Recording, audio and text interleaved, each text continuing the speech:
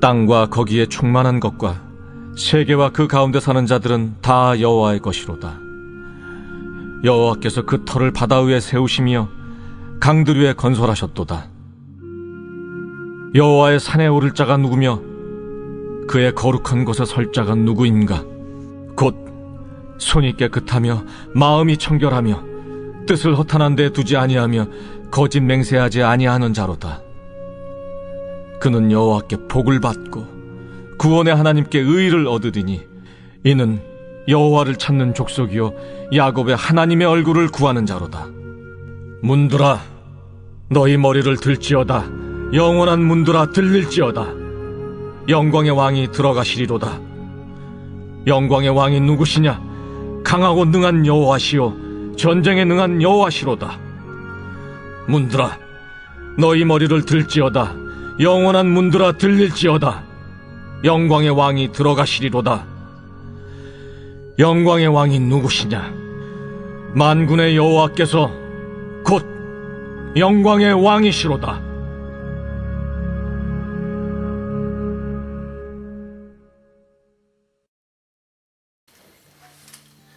성도 여러분 안녕하세요. 벌써 금요일입니다. 또 한 주 5일이 이렇게 훅 지나갔는데 이번 주는 눈도 많이 오고 갑자기 또 이렇게 포근해지기도 하고 이런 한 주기도 했습니다. 그러나 우리 이 새해부터 시작된 우리 성경으로 떠난 즐거운 여행들을 우리가 멈출 수 없고 또 우리가 계속해서 이 어려움 가운데서도 이 성경을 통해서 하나님을 발견하고 또 그 하나님을 통해 나를 비춰보고 또 그 하나님을 통해 몰랐던 나를 발견하고 나의 진짜 진목력들을 발견할 수 있는 아주 즐거운 여행의 시간들을 우리가 좀 이제 함께 가기 원합니다. 이제 떠나기 바로 직전입니다.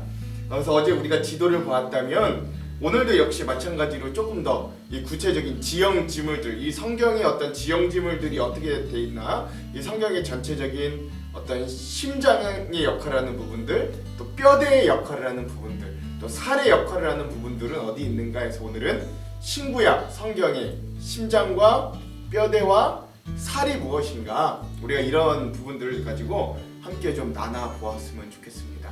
그 어제 여러분들 제가 뒤에 함께 나눴던 영상이 있죠. 헵시바 교회 언니 헵시바님의 이 10분으로 요약하는 그 구약 이런 부분의 영상을 좀 보셨을 건데요.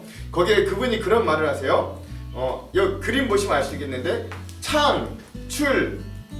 창세기, 출애굽기, 민수기, 여호수아, 사사기, 사무엘상하, 열왕기상하, 역대상하, 그리고 에스라, 느헤미야까지 이 책들이 이 역사서에 관련된 이 책들이 구약 역사의 뼈대를 이루게 된다라고 하는 것들을 여러분 어제 잘 들으셨을 겁니다.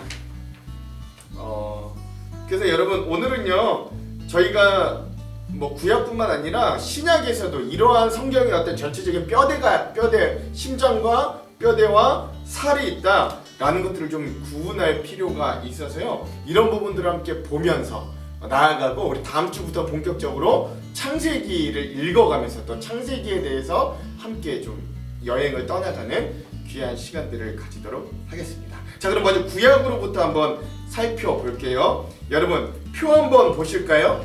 네. 표 한번 보시죠. 예. 여러분 보시면 이 표를 잘 보시면 좋겠습니다. 여러분 그 옆에 보시면 시대가 있지요. 이 구약 성경에도 이러한 시대들이 있습니다. 그래서 창조 시대, 위에서부터 창조 시대, 그다음에 족장 시대, 그리고 출애굽 시대, 광야 시대, 그다음에 광야를 가나안 땅을 정복하는 정복 시대, 그리고 그 가나안 땅을 정복한 그 시기에서 이제 사사들이 그 백성들을 믿음과 정치적으로 다스리던 시대, 그 사사 시대를 넘어서 통일 왕국 시대는 이스라엘 3대 왕까지, 즉 사울과 다윗과 솔로몬까지 이뤄지는 어떤 남북이 하나가 되었던 어떤 통일 왕국의 시대가 있고요. 그 이후 솔로몬의 아들 때부터 그래서 르호보암과 여로보암이 나눠지게 된 분열 왕국의 시대가 있고요. 그 이후로는 북이스라엘이 먼저 아수르에 망하고 남유다도 바빌론에 의해서 망하게 되는, 그래서 포로 시대, 그리고 그 포로들이 다시 이스라엘 땅으로 돌아오는 포로 귀환의 시대까지, 그리고 뭐 여기에 이 표현은 등장하지 않습니다. 그 이후로 예수님이 오기까지 한 400년 기간 동안 침묵의 시대, 즉 신구약의 중간 시대가 있었다 라는 것들을 여러분 제가 이제 계속해서 말씀드리니까 우리 구약의 시대는 이렇게 되어 있다 라고 보시면 되겠습니다. 그래서 여러분 우리가 뭐 일반적으로 이 구약의 39권 온 책이 어떤 한 가지의 서사로 쭉 일관돼 있다라고 보시면 그건 오히려 성경을 참 이해하기 어려운 문제가 될 수 있어요. 그래서 우리가 먼저 이해해야 되는 건 어떤 구약의 심장 같은 부분이 있고 또 그 심장의 부분을 감싸고 있는 뼈대의 부분이 있고 그리고 그 뼈대가 우리가 심장이 있고 뼈대가 있으면 그 이후에 뭐가 있어요? 그 다음에 여러 장기들과 살이 덮여 있잖아요. 이렇게 구약도 신약도 구성되어 있다라고 보시는 게 훨씬 더 좋은 이해가 될 겁니다. 그래서 이런 구조대로 본다면 구약 시대의 심장과 같은 부분은 어디일까요? 그렇죠? 여러분 표를 보시면 아시죠? 예, 이 주황색으로 표시되어 있는 모세오경, 역사서 중에서도 모세오경, 창세기, 출애굽기, 레위기, 민수기, 신명기 이 5권의 책이 모세오경 때로는 율법서라고 쓰여져 있는 책인데요. 이 5권의 책이 바로 구약 성경의 심장, 뭐 자동차로 치면 엔진과 같은 그런 부분이라고 하겠습니다. 이 안에요 하나님이 세상을 만드신 이야기, 아주 세상에서 가장 작은 민족 뭐 아브라함으로부터 시작하여 이스라엘 히브리 민족을 들어서 또 한 나라로 만드시는 이야기, 나라로 만들기까지의 이야기, 그 안에 어떻게 예배를 드려야 되는지 레위기를 동그라미 친 레위기를 통해 제사와 제사장 관련된 이야기를 해주시고 또 법도 주시죠. 뭐예요? 동그라미 친 그 신명기를 통해 율법에 관련된 또 율법도 주시는, 그래서 나라를 만들어 가시는, 그래서 이 모든 이 하나님이 이스라엘 백성을 통해 이 하나님의 나라를 먼저 대표성으로 만들어 가시는 그런 것들을 심장, 핵심적으로 잘 보여주는 부분이 바로 이 모세오경, 이 율법서의 부분이다 라고 할 수 있습니다. 물론 여기 안에는 또 엄청난 하나님의 역사적인 이야기들이 서사로 들어가 있기도 합니다. 특별히 이 모세오경에서 가장 중요한, 이 심장 가운데서도 가장 중요한 사건은 뭘까요? 예,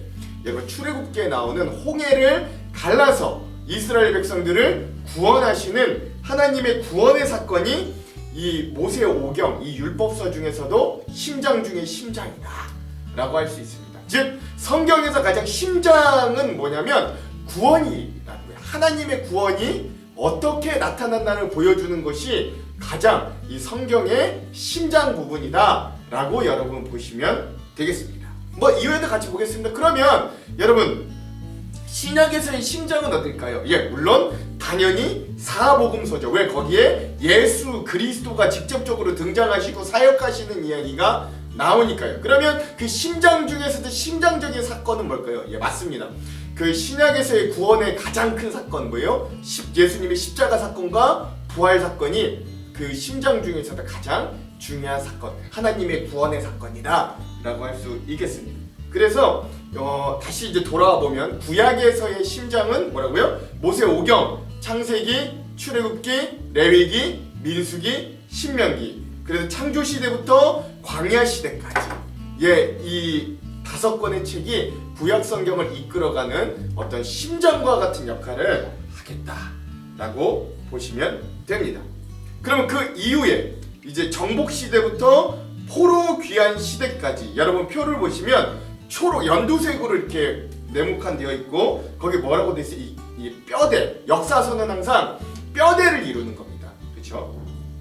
그래서 여호수아, 사사기, 뭐 룻기는 완전한 역사서라고 보기는 어렵지만 그래도 다윗의 혈통이 어떻게 이어져 가는가를 중간에 잘 삽입해 알려주는 내용이에요. 또 사무엘상, 사무엘하, 열왕기상, 열왕기하, 역대상, 역대하, 그렇죠? 그리고 나서 나라가 망하고 포로가 되었을 때 에스라, 느헤미야, 그리고 또 하나 이것도 뭐 완전한 역사서라고 보기는 어렵지만 포로 시대 어떤 믿음의 단면을 보여주는 에스더서까지, 여기까지를 이 12권을 우리는 역사서라고 이야기합니다. 이 12권. 그래서 이 역사서들의 이야기들을 이 역사를 뼈대로 잡으면 기준으로 잡으면 되는 거예요. 그렇죠? 그래서 이 뼈대를 가지고 이 시대의 뼈대를 가지고 각각의 시대별로 어떤 고백들이 있었고 어떤 사건들이 있었고 하나님은 어떻게 또 누구를 사용하셔서 어떻게 일하셨나를 좀 더 구체적으로 잘 보여주는 고백들이 시가서 또는 선지서라고 할 수 있는 겁니다. 그래서 시가서하고 선지서들은 어떤 이 심장과 뼈대를 이루는 구약의 어떤 풍요로운 살과 같은 역할을 한다라고 여러분 보시면 되겠습니다. 그러니까 우리가 이러한 구조를 가지고 구약을 이해하면 훨씬 더 구약이 이렇게 돼 있구나.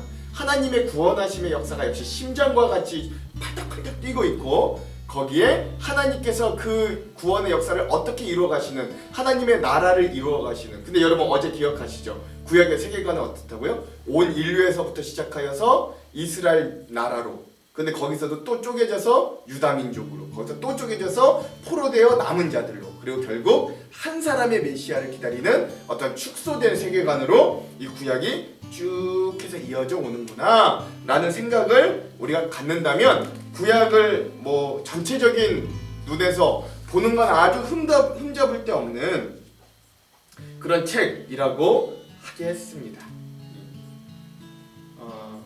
그래서 여러분 또 하나의 표를 좀 보시죠. 이 표가 보이시나요? 그래서 이 새로운 표를 보시면 또한 구약의 중요한 특징 중에 하나가 뭐냐면 여러분 시가서라고 써있는 부분의 책들이 보이시죠? 5권 욥기, 시편, 잠언, 전도서, 아가 이런 책들이 당시의 지혜 문학이라고 해서 어떤 시당적으로 이 하나님의 지혜들을 해석하고 또 시로 또는 노래들로 뭐 때로는 지혜의 어떤 이야기들로 쓰인 책들이 존재한다라는 거예요. 그래서 이런 5가지 욥기, 시편, 잠언, 전도서, 아가서 이런 5권의 책이 그런 지혜의 문학, 시가의 문학에 속하는 책이다라고 보시면 되겠습니다. 그리고 또 하나 그 옆에 보시면 선지서라고 되어 있지요. 이런 선지서의 또 어떤 살과 같은 더 풍성한 이야기들이 구약 시대에 있습니다. 이 선지서들은요 시대에 따라서 정확하게 배열되어 있는 건 아닙니다. 어떤 건 남유다 거의 보통 대부분은 거의 남유다의 선지자들이고 또 어떤 때는 북이스라엘의 선지자들도 있고 뭐 이런 어떤 여러 시대의 여러 장소에서 활동한 이 선지자들의 이야기가 막 뒤섞여져 있는 것입니다. 그래서 역사서를 뼈대로 이런 부분들이 어디에 어떻게 잘 배치되어 있는가를 살펴보시면 되는데 제가 앞전 보여드렸던 그 표에 보시면 그분들이 그 선지자들이 어느 시대에 활동했는가를 뭐 정확히는 아니어도 대충 뭐 분열 왕국 시대, 포로 시대, 포로 귀환 시대 뭐 이렇게 해서 활동했다라는 걸 또 알 수 있습니다. 그래서 이런 선지서들이 또 구약 이 문학의 아주 중요한 구약의 한 분류 중에 아주 중요한 한 축을 세우고 있는데요. 이스라엘의 왕이 세워지고 이스라엘의 왕국이 되면서 등장한 아주 중요한 계층의 사람들 이들을 바로 선지자 또는 예언자라고 부릅니다. 이런 예언자들이 이스라엘 백성들이 인간 왕에 집중하여서 또는 세상에 집중하여서 자기의 탐욕과 어떤 세상적인 성공에만 집중하여서 자신들이 진짜 왕 되신 하나님을 잊어버린 백성들에게 진짜 왕은 하나님 되심을 되새기게 하는 역할을 감당하는 사람들이 바로 이 선지자 예언자입니다. 여러분 전에 한번 기억하시나요? 이 우리가 성경을 읽을 때 관점 중에 제일 중요한 첫 번째 관점 하나 뭐랬죠? 누가 왕인가? 누가 주인인가? 누가 실세인가? 이게 가장 중요한 포인트라고 했잖아요. 첫 번째 포인트. 그거를 되짚어주는 역할이 바로 이 선지자들, 예언자들이다 라고 보시면 아주 좋은 관점들이라 할 수 있습니다. 그래서 이 선지서의 내용들은 하나님의 심판에 대한 경고, 또 다가올 미래에 대한 소망, 또 특별히 이후에 올 어떤 메시아에 대한 하나님의 계시, 뭐 이런 예언 이런 것들을 기록한 책들이에요. 그래서 구약에서는 여러분 잘 보시면 이제 역사 모세 오경의 심장을 바탕으로 이 밑에 있는 역사서의 뼈대를 가지고 시가서와 선지서라는 장기들과 살을 붙여서 한 이 정경이라는 구약이 기록되어 있는 것이다 라고 할 수 있습니다. 그래서 구약에서는 이러한 심장과 뼈대와 살을 가지고 나아간다 라는 것들을 여러분 머릿속에 집어넣으시면 굉장히 이제 구약을 이해하시는데 편하게 될 것입니다. 선지서는요 여러분 대선지서 5권 그 표에 보시면 이사야, 예레미야, 애가, 에스겔, 다니엘 이렇게 5권과 소선지서 12권 호세아, 요엘, 아모스, 오바다, 요나, 미가, 나움, 하박국, 스바냐, 학개, 스가랴, 말라기 이렇게 12권 나뉘는데요. 이건 뭐 대선지서는 뭐 더 선지자들 중에서 아주 유명하고 뭐 더 중요한 선지자라 대선지서가 아니라 그냥 분량이 많은 여태껏 남아서 우리에게 전달되었던 내용이 분량이 많아서 분량이 대여서 대선지서고 소선지서는 안타깝게도 우리에게 지금 전달되어진 내용이 분량이 적어서 소선지서입니다. 그러니까 누가 더 훌륭하고 누가 더 덜 훌륭하다 이런 얘기가 아니라는 거 여러분 이거는 좀 아시면 되겠습니다.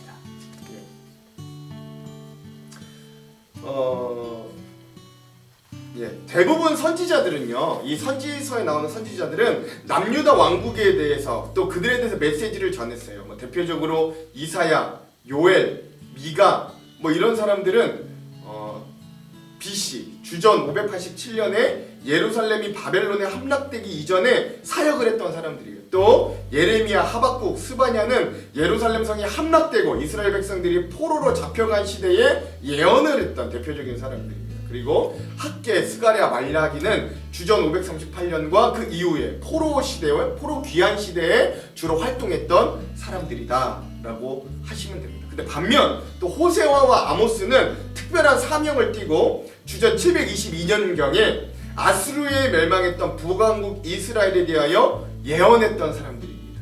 요나와 나움도 아수르에서도 니느웨에 파송되어서 하나님의 말씀을 예언했던 우리 전에 함께 요나 나눴잖아요. 자 4주간 뭐 그런 요나라는 특이한 선지자들도 있었다라는 것들을 아시면 되고 또 남유다가 바벨론에 의해서 완전히 망했을 때 바벨론 포로 시기에 다니엘은 바벨론에서 또 에스겔은 유다 포로들에게 그리고 오바댜는 이스라엘의 오랜 원수인 에돔에 대해서 각각 예언을 했던 그런 예언자들이다 라고 보시면 되겠습니다. 이렇게 선지자들은 그 당시에 하나님께서 그들에게 주시는 어떤 신앙적인 어떤 메시지들 그리고 미래에 대한 예언들 그리고 또 하나님께서 주실 그럼에도 불구하고 어두운 미래 가운데서도 하나님이 주실 소망 그리고 그들이 기다려야 될 메시아상 이런 것들을 그들에게 끊임없이 이야기해 주었던 그래 그들의 관심이 이 땅에만 박혀있는 것이 아니라 다시금 그들의 시선을 끄집어 올려 하나님을 보게 만드는 그런 사람들이 바로 이런 선지자들이었다라는 것들을 보시면 됩니다. 대선지서 5권과 또 소선지서 12권 즉 17권이 이렇게 선지서로 예언서로 우리에게 주어졌다라고 하는 것들을 여러분 이해하시면 되겠습니다. 그래서 다시 한번 정리하자면 구약은 심장이 뭐라고요? 모세, 오경, 창세기, 출애굽기, 레위기, 민수기, 신명기 이런 모세 오경이 심장의 역할을 감당했다. 그리고 그 이후에 여호수아서부터 포로기까지 에스라, 느헤미야, 에스더까지 그러한 역사서들이 뼈대를 이루더라. 그리고 욥기, 시편, 잠언, 전도서, 아가서 이 5가지의 문학, 이 지혜 문학 책들과 또 5권의 대선지서, 12권의 소선지서인 이 예언서들은 이 구약 성경의 또 살을 이루는 그러한 책들이다라는 것들을 여러분 구조로 기억하시면 되겠습니다. 신약은요, 여러분 잠깐 우리가 나중에 읽을 때 더 세밀히 하고요. 오늘은 그래도 신약을 안 할 수 없어. 구약 전체를 다 봐야 되니까 신약도 마찬가지로 이러한 구조로 되어 있습니다. 신약도 이러한 구조로 되어 있어요. 표를 한번 보시죠. 신약에서도 마찬가지입니다. 하나님의 구원의 사건이 가장 적나라하게 드러난 책이 신약에서의 심장의 역할을 감당하는데 여러분 신약에서 하나님의 구원의 사건은 뭐예요? 예수 그리스도를 통한 십자가와 부활 사건이 가장 하이라이트잖아요. 그래서 그 예수님의 구원 사역이 담겨져 있는 사복음서가 신약에서는 심장의 역할을 감당합니다. 이 북군 물군 막 뛰고 있는 거예요. 이 복음서가 사복음서가 그 심장의 역할을 감당하면 이 뼈대 역할을 감당하는 건 신약 성경은 재밌게도 한 권입니다. 뭐냐면 사도행전. 이 사도행전 책이 이 신약의 전체 뼈대를 유지합니다. 한 권뿐임에도 불구하고 굉장히 엄청난 이야기들이 담겨져 있고, 그래서 거기에 뼈대가 담겨져 있죠. 예, 그래서 앞전에는 바울이 아닌 12 사도들에 의한 초대교회 탄생, 그리고 후반부에는 바울을 통한 세계 1차, 2차, 3차, 4차 전도 여행까지, 그리고 또 교회가 점점 더 세계 열방을 향해 나아가는 모습들까지 보여주는 어떤 그런 뼈대의 역할을 감당한다라고 보시면 됩니다. 그리고 그 이후에 등장하는 어떤 바울의 서신이라든가 아니면 일반 사도들의 서신이라든가 아니면 요한계시록 같은 유일한 예언서라든가 이런 것들은 역시 마찬가지로 그 뼈대의 어떤 시대마다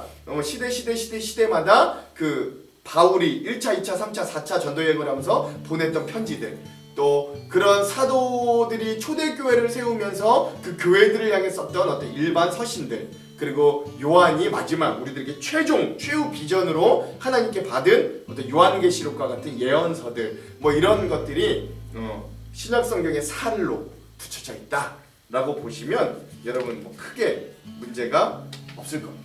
그래서 신약 시대를 또 연대기적으로 펼쳐보면 다음과 같은 표로 볼 수 있어요. 이게 좀 작아서 여러분 잘 보실지 모르겠는데 각 시대별로 이런 책들이 이렇게 이 시대에 이렇게 써져 있더라. 여러분 이 표를 그냥 이렇게 잠깐 보시면 되겠습니다. 오늘 이렇게 신약은 맛만 보고요. 나중에 좀 신약을 더 읽게 될 때 그때 더 제가 한번 자세히 다룰게요. 여러분 그래서 마지막으로 좀 정리하자면 구약은 무슨 책이냐? 그런 심장과 뼈대와 살을 토대로 보니까 예수 그리스도의 메시아를 준비하고 예비하는 역할, 그리고 그 세상 성경을 통해서 우리 어떤 세상살이를 가늠해보고 신앙적인 자세를 엿볼 수 있습니다. 이 구약 성경에 등장하는 이 엄청난 이 강대국들이요 세계사에도 그대로 등장하는 그런 나라들입니다. 아시리아라든가 바빌로니아라든가 헬라, 그리고 페르시아, 그리고 뭐 신약 시대까지 와서 로마까지도 이 모든 이 강대국들이 결국 세계사의 그대로 나오는 책들이거든요. 즉 그래서 우리는 이 구약의 책을 보면서 신앙인들은 세상살이에서 어떤 시각과 어떤 모습으로 세상을 살아가야 되겠구나라는 것에 대한 감흥과 지혜와 어떤 신앙적인 자세들을 엿볼 수 있습니다. 그렇다면 신약을 심장과 뼈대와 살로 본다면 복음을, 우리에게 구원을 직접적으로 표현하는 책이구나. 예수 그리스도를 알고 만나고 변화되어서 거듭나고 그러한 자들이 교회를 통해 세상을 변화시키는 데까지 성화되고 성숙되는 과정을 그리는구나. 그래서 신약의 세계관은 줄어들었던 구약의 세계관과 반대로 한 사람 예수 그리스도를 통해 다시금 온 인류에게까지 확장되는 그런 세계관이구나 라는 것들을 여러분 아시면 되겠습니다. 여러분 좀 길었지만 우리가 이렇게 성경 전체에 대한 지도를 한번 보고 갈 필요가 있었어요. 좀 어려우셨을 수도 있습니다. 좀 아쉬운 건 이제 오프라인으로 만나서 좀 여러분들에게 프린터도 해드리고 좀 더 잘 설명해드리면 좋겠는데 이 영상으로는 이렇게밖에 한계가 되지 못해서 여러분 죄송합니다. 나중에 뭐 모여서 또 할 기회들이 있겠죠. 그때를 더 기대해 주시기도 바랍니다. 그러나 우리가 이렇게 전체를 좀 알고 가야 우리가 나중에 이 성경책을 읽을 때도 우리가 중간중간에 우리가 지금 여기 어느 지점쯤에 있겠구나 라는 거를 알 수 있는 건 굉장히 중요한 의미예요. 그래서 자, 이제부터 우리가 전체 맵을 보았으니까 우리가 이제 다음 주부터는 창세기에 대한 개요를 한번 듣고, 그리고 이제 창세기에 대해 서서히 창세기부터 우리가 이제 이 성경에 대한 여행을 정말로 떠나보도록 하겠습니다. 여러분 기대해 주시고 또 이 성경 여행이 정말 즐거운 여행이 될 수 있도록 저도 최선을 다할 테니까 여러분들도 함께하는 귀한 시간이 되기를 소망합니다. 제가 기도할게요. 하나님, 오늘로 이렇게 우리가 이제 이 성경으로 떠날 즐거운 여행의 모든 짐과 준비들을 부족하나마 마쳤습니다. 그리고 다음 주부터는 우리가 정말로 이 성경을 읽어가며 우리의 믿음의 즐거운 여정들을 떠나려고 합니다. 오늘 우리는 지혜도 부족하고 암도 부족하고 하나님 은혜와 믿음도 현저히 부족한 자들임을 주님 앞에 고백하오니 주님이 우리의 도움이 되어주시고 인도자가 되어주시고 길잡이가 되어주셔서 이 성경을 읽어갈 때 하나님 특별한 영의 눈이 띄어지게 하시고 몰랐던 것들을 발견하게 하시고 또 위대한 우리에게 구원을 주시는 사랑과 은혜를 주신 하나님을 발견할 수 있는 그 하나님을 통해 비춰 또한 나를 새롭게 발견하는 귀한 시간이 될 수 있도록 함께하여 주시옵소서. 그렇게 하실 주님을 기대하오며 예수님 이름으로 기도합니다. 아멘. 예, 오늘은 어노인팅 워십의 온 땅의 주인이라는 찬양을 듣고 오늘 영상을 마무리하도록 하겠습니다. 그럼 사랑하는 성도 여러분, 오늘 하루도 말씀으로 승리하십시오. 사랑하고 축복합니다.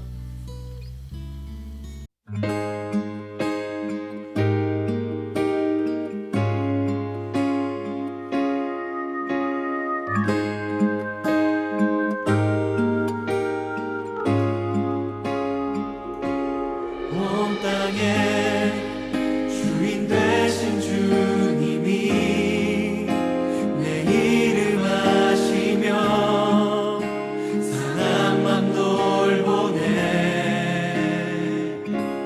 어둠을 밝히시는 새벽별 방황하는 내 맘 주의 길 비추시네. 인함이 아닌 주가 행하신 일로 나의 행함이 아닌 오직 주로 인하여 나는 오늘 피었다 지는 이름 없는 꽃과 같네. 바다에 있는 파도 안개와 같지만 주는 나를 붙드시고 부르짖음 들으시며 날 귀하다 하시네.